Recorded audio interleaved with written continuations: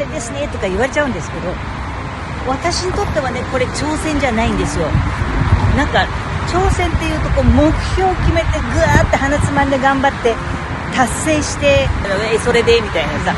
50代半ばまで本当に人前で歌ってろくなことなかったからずっと封印してて、そんな私が人前で歌ってみようかななんて思ってるっていうことが私にとってはすごい奇跡なんですよ。やっぱ若いうちは何者かになるために今のこれもうまいこと有効活用していかなきゃってなるじゃない。でももう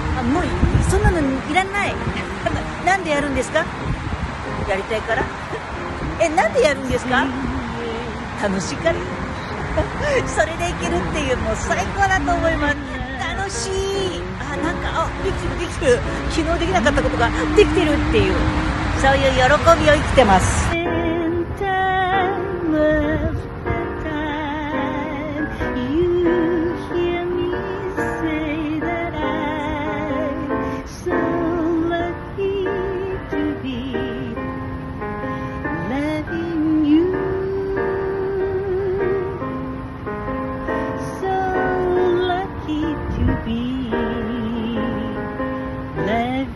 今日も一人ストリートライブやっちゃった。